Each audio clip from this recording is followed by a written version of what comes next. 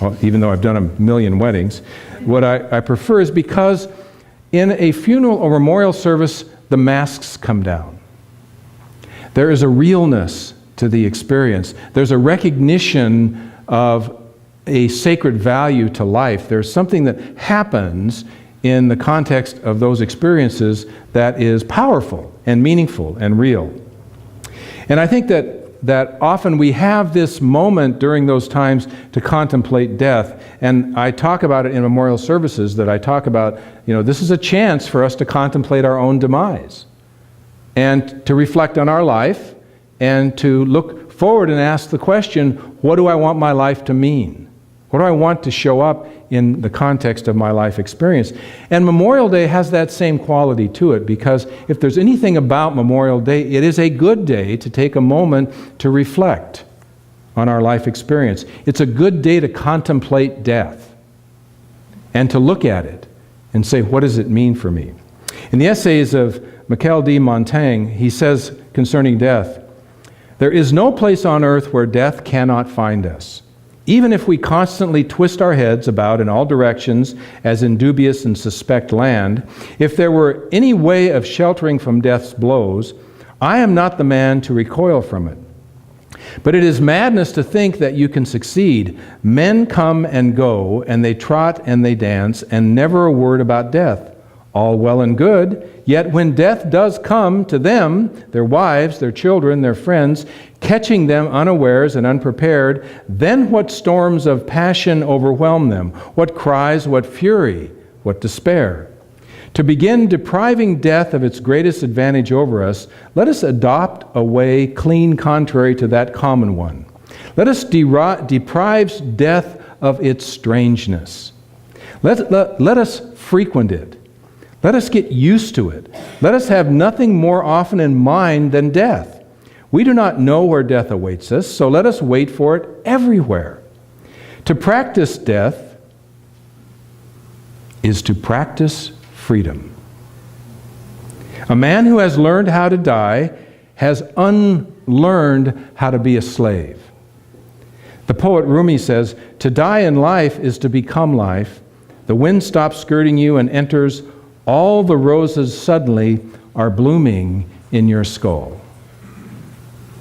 Think about that for just a moment. Just get the sense and the feeling of what it means to embrace that whole dynamic and that whole energy.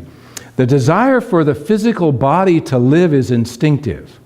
I mean, it is built into us as a survival mechanism. It is part of how we are able to interact and function and live in the world. But the physical body is a temporal thing. We all know that everything that is three-dimensional is temporal, that it will come and it will go. Everything has a beginning, everything has an end in the three-dimensional world. But we know that there's more than just this three-dimensional world in which we live. There's more. We wouldn't be here in this room if we didn't feel and believe and experience and have a sense of that. A few years ago, it was about 8 years ago, three of us took our sons and went on a hike, and it was in August, the first part of August. I think Jordan was about 12, and so we were hiking up to Goat Lake, which is a lake that's about 15, 20 miles northeast of Granite Falls, and it's up in the mountains, and it's a small lake. It's really a pretty area, and there was still snow up there in August. And we were hiking up. It was about a 6 or 7 mile hike up this trail. Most of it was uphill, and I was really enthusiastic, and I was moving fast, and so I got way ahead of everybody. And so I got halfway up the hill and the trail, and I stopped, and I thought, well, I'll wait for everybody. And I took my pack off, and I was sitting there, and I heard this waterfall.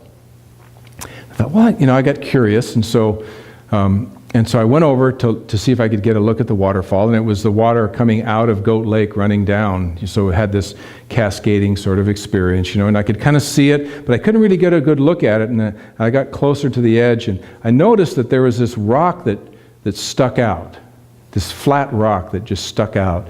And I thought, well, I can just step on the rock and I'll get a perfect view of the waterfall, right?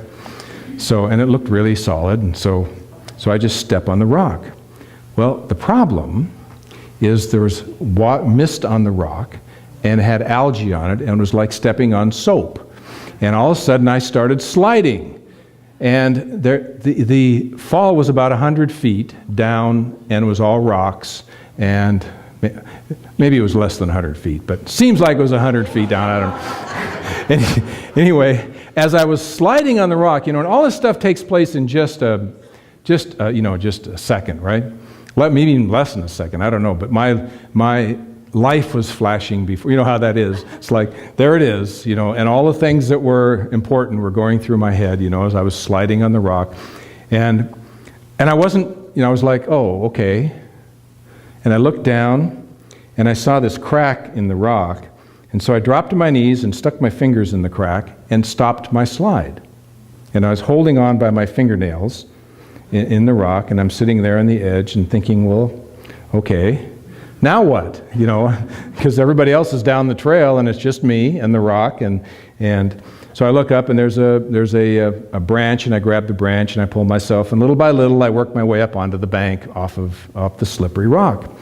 And I sat there for a moment, thinking about death, and thinking about, well, this could have been it. That any moment couldn't be the last.